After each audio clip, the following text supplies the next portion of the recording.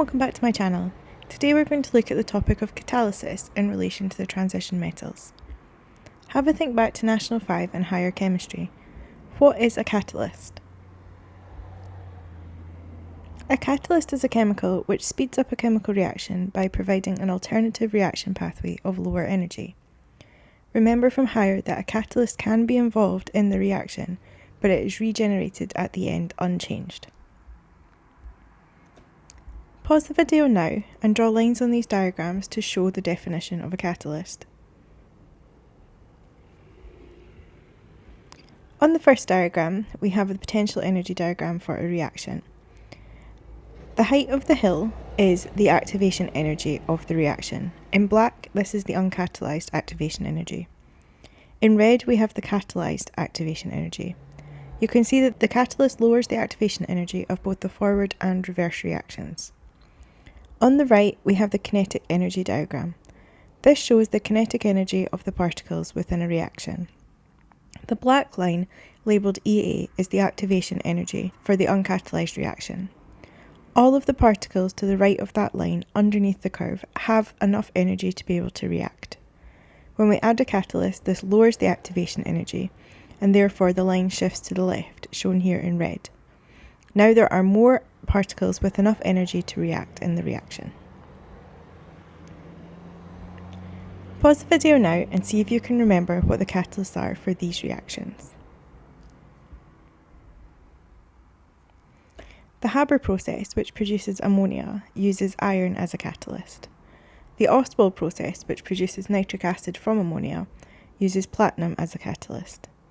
Catalytic converters, which you may have learnt about in National 4 or 3rd year, use platinum, palladium and rhodium as their catalysts. And from higher, when we looked at hydrogenation of oils or hardening of oils, we use nickel as a catalyst.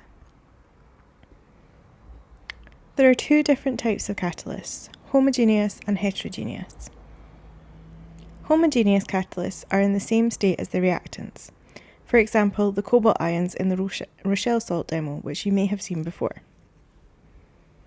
Heterogeneous catalysts are in a different state to the reactants, for example, iron in the Haber process. Heterogeneous catalysts are probably the ones that you're most familiar with. Within transition metals, the presence of the unpaired d electrons or unfilled d orbitals allows them to form intermediate complexes. We know that transition metals have variable oxidation states. This means that they can be involved in a reaction to catalyse it, but then can be regenerated unchanged at the end by transitioning between different oxidation states. Here we have an example of homogeneous catalysis.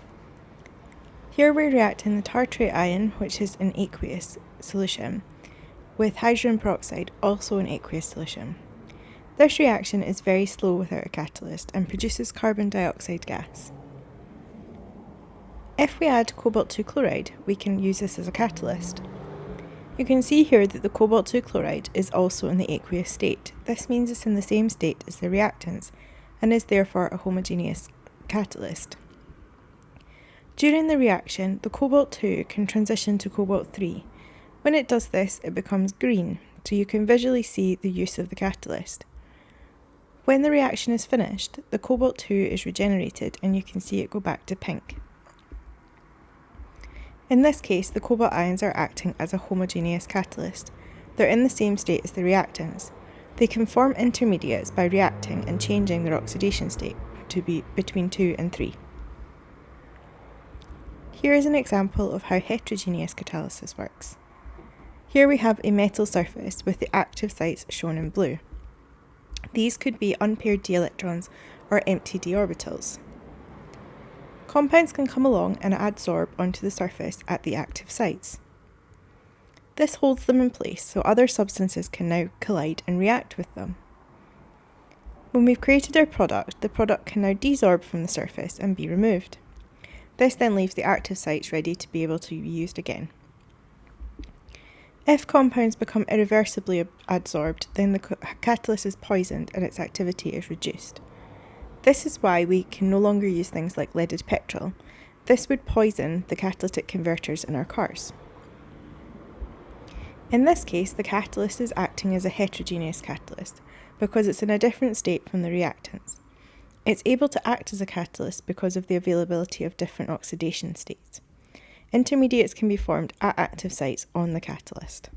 Thank you for watching my video. I hope that you found it helpful. Please remember to subscribe and ring the bell to be notified of new videos. You can also follow me on Twitter at MissAdamsChem and Instagram MissAdamsChemistry for updates on new videos and flashcards throughout the year. Bye for now.